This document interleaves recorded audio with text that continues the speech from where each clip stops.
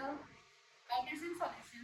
In this lecture, we will gonna cover writing module of PTE exam.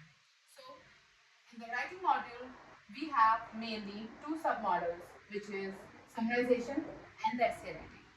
So, we will gonna cover summarization first and then the essay. So, summarization में आपको exam में सिर्फ एक या दो question ही आते हैं, प्लस आपको ऐसे में सिर्फ एक ही क्वेश्चन आता है. सो बेसिकली आपको इसमें जो टाइम मिलता है वो है 30 मिनट्स एंड ये जो टाइम होता है ये आपका फिक्स टाइम होता है, कंप्यूटराइज्ड टाइम होता है जो कंप्यूटर ही मैनेज करता है. आप इसको मैनेज नहीं कर सकते, बट हाँ ये है कि अगर आप अपना एक सेक्शन जल्दी कम समय में ही कंप्लीट कर लेते हैं तो आप दूसरे सेक्शन में नेक्स्ट क्लिक करके जा सकते हैं, लेकिन आपको उसमें कोई भी लास्ट वीडियो की या फिर लास्ट क्वेश्चन की टाइमिंग आपको ऐड ऑन नहीं मिलेगी. तो समराइजेशन में क्या होता है, आपको एक बड़ा सा पैराग्राफ दिया जाता है, उसमें से आपको कुछ इंपॉर्टेंट और स्पेसिफिक वर्ड्स या फिर नाउन्स, एडजेक्टिव्स, वो उनसे आपको एक लाइन बनानी होती है, एक पैराग्राफ लिखना होता है. इसके भी कुछ रूल्स एंड रेगुलेशंस होते हैं जो हम अभी आने वाली वीडियो में कवर करेंगे. इसी प्रकार से हमारा ऐसे होता है जिसके हमारे पास बहुत सारे फॉर्मेट्स होते हैं, जितने भी टाइप होते हैं हमारे, जितने भी इसके टाइप्स होते हैं, या फिर आप कह सकते हैं कि argue, disargue, agreement, disagreement, benefit, solutions, despite, problems, इन सब के जितने भी टाइप के ऐसे होते हैं हम लोग आपको सिर्फ एक ही टेम्पलेट प्रोवाइड करेंगे, जिससे कि आपके मार्क्स 15 आउट ऑफ 15 आ जाएंगे. सो जो समराइजेशन होता है गाइस आपका, उसमें होते हैं 10 मिनट्स ऑफ टाइम. ऐसे में आपको मिलता है 20 मिनट्स ऑफ टाइम. तो यूजली हमारे ये एक एक ही आते हैं एग्जाम.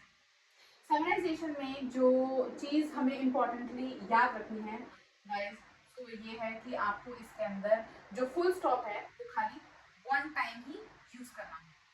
समराइजेशन मतलब कि कोई भी जो पैराग्राफ आपको दिखा रखा है उसका आपको समराइज यानी कि एक छोटा पैराग्राफ बताना है, जो कि उस बड़े पैराग्राफ को, उस बड़े पैराग्राफ के उस ऐसे को रिप्रेजेंट कर सके इन अ मच बेटर वे.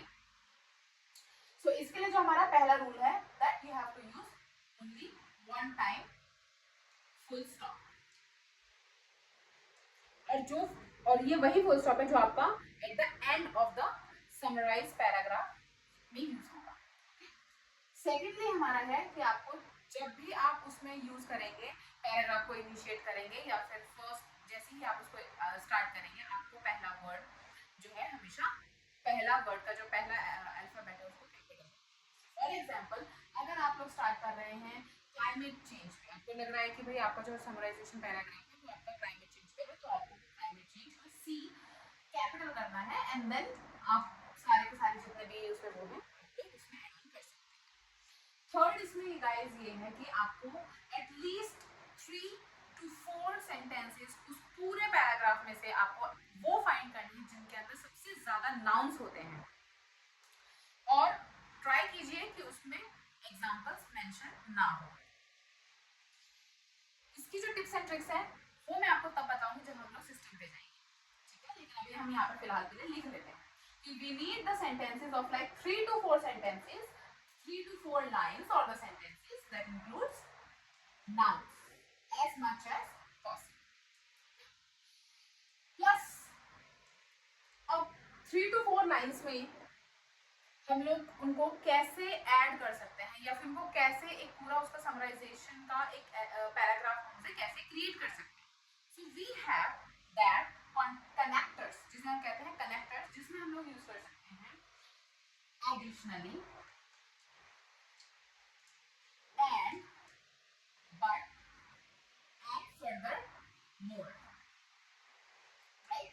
सो इन चारों में से आपको सिर्फ दो ही यूज करने हैं. सो मोस्टली स्टूडेंट्स हमारे एड एडिशनली या फिर फर्दर मोर ही यूज करते हैं.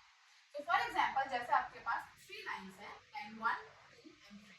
अब आप उनको कनेक्टर से कनेक्ट करने के बाद जब उसको एक समराइजेशन के वे में लिखेंगे तो सबसे पहले जैसे लाइन 1 लिखा है आप यहाँ पे लगाएंगे कॉमा एंड देन एंड. फिर आप लाइन 2 लिखेंगे and then you will put either additionally or furthermore, या फिर and then that line and then you will put the full stop. So this is the template and this is the format. अब next question हमारा ये आता है कि हमें कितने वर्ड्स तक हमें इसमें लिखना चाहिए. सो मोस्टली आपका जो है ये 5 to 75 वर्ड्स तक का.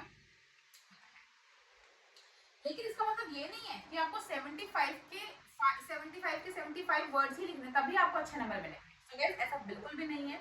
लेकिन हाँ ये है कि अगर आप सिर्फ 5 to 10 वर्ड्स लिख के आते हैं तो आपके मार्क्स बहुत कम आएंगे, क्योंकि आप उसमें करेक्टर्स यूज नहीं कर सकते और उसका समराइजेशन भी नहीं निकाल सकते हैं. ठीक है, तो आप लोग क्या करेंगे, आपको जो मेन टारगेट रखना है वो आपको रखना है कि आप 50 to 70 वर्ड्स तक का एटलीस्ट समराइजेशन का आप लिख के रखिए. राइट, तो ये एक टेम्पलेट है. और गाइज ट्रस्ट मी, जितना बताने में ये सिंपल लग रहा है उतना ही ये करने में भी आपको सिंपल लगेगा. और ये एक अच्छा क्या कह सकते हैं कि आप ये एक अच्छा स्कोरिंग कंटेंट है जिसमें आप अपने 100 में से 100 मार्क्स भी लेकर आ सकते हैं विद द कंटेंट. क्योंकि इसके अंदर हमें एडिशनली हमारा कोई ग्रामर नहीं होगा, कोई वोकैबुलरी नहीं होगी और ना ही कोई फ्लुएंसी होगी. राइट, तो इसमें कोई भी ग्रामर चांसेस जो है मतलब मिस्टेक्स काफ़ी कम होंगी, क्योंकि हम लोग से मोस्टली जो हमारा कंटेंट रहेगा वो हमारा समराइजेशन के पैराग्राफ में से ही रहेगा. तो आप इसमें अच्छा खासा स्कोर कर सकते हैं. Okay, so next we are going to talk about essay.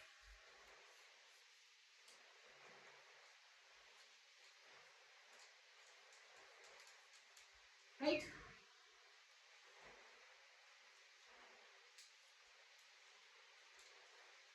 So essay जो होता है हमारा वो होता है 20 मिनट्स का, और जो कि हमारा फिक्स होता है. ऐसा नहीं है कि अगर आप ये 20 मिनट्स की जगह 15 मिनट्स में कंप्लीट करके आप आगे चले जाते हैं तो आपको नेक्स्ट मॉड्यूल में आपको ये 5 मिनट्स ऐड ऑन हो जाएंगे. सो गाइस ऐसे बिल्कुल भी नहीं. ऐसे के लिए जो होता है वो हमारा 20 मिनट्स के लिए होता है, और हमें इसमें वर्ड्स लिखने होते हैं. इसमें जो वर्ड्स लिमिट होती है वो होती है 200 to 300 वर्ड्स.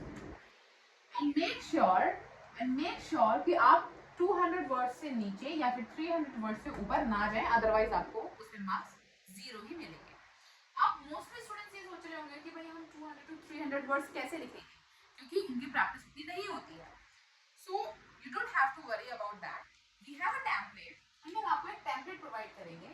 राइट, और ये टेम्पलेट आपको हर तरीके के जितने भी एसेज के जितने भी हमारे उसके सब टास्क रहते हैं, ये टाइप्स रहते हैं, जैसे कि argue, disargue, agree, disagreement, solutions, problems, benefits, solutions, जितने भी टाइप्स रहते हैं आपको उन सब के लिए सिर्फ एक ही टेम्पलेट यूज करना है. मैं जानती हूँ कि काफ़ी सारे अदर इंस्टीट्यूट्स में आपको बताया गया होगा कि भाई हर एक पर्टिकुलर एससी के लिए आपको एक अलग अलग टेम्पलेट यूज करना है, बट ऐसा कुछ भी नहीं है. इसके भी कुछ टिप्स एंड ट्रिक्स हैं जो मैं इस वीडियो में कवर करूंगी. इसलिए मैं कह रही हूँ कि आपको एक ही टेम्पलेट दिया जाएगा. दैट्स अ यूनिवर्सल टेम्पलेट और आप इसको कहीं पर भी यूज कर सकते हैं very easily. Right, so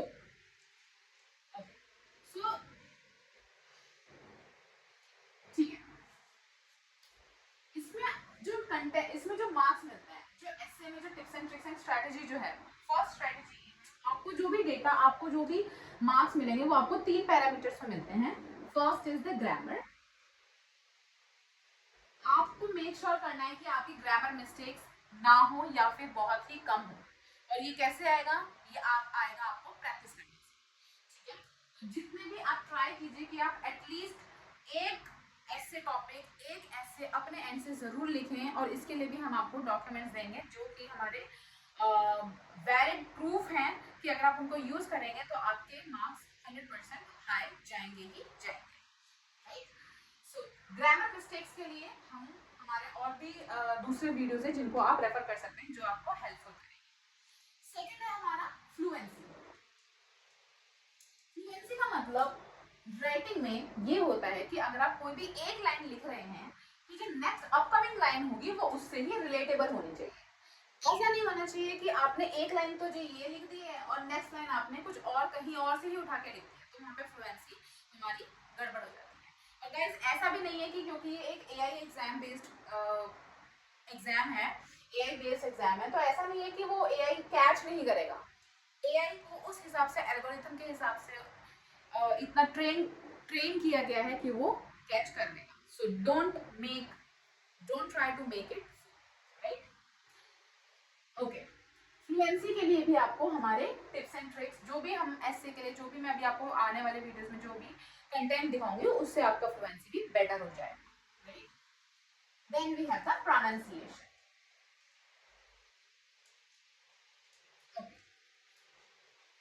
Pronunciation means the kind of words you are using.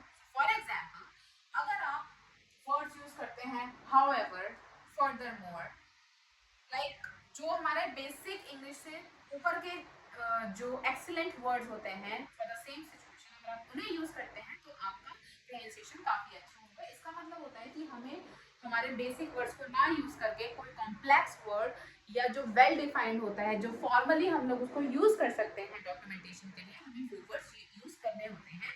So it's make sure कि आप at least 10 new words from the university या आप कह सकते हैं कि जो लेक्चर्स की बुक्स होती हैं वहां से आप ग्रैब करना स्टार्ट कर दीजिए. That will gonna help. Now, we know that there are millions words in this universe जो आप सारी चीजें एक बार में इतने शॉर्ट टर्म में मेमोराइज नहीं कर सकते हैं. इसीलिए हमने आपके लिए एक प्रोनाउंसिएशन की एक अलग से लिस्ट बनाई है जो कि आपको हर तरीके के ऐसे के लिए भी हेल्पफुल रहेगी. सो डोंट वरी गाइज, अगर आपको इसमें 100% स्कोर करना है तो हमारे पास उसका सबका कंटेंट है. सारे प्रोनाउंसिएशन के कॉम्प्लेक्स वर्ड्स हैं जो आप यूज कर सकते हैं.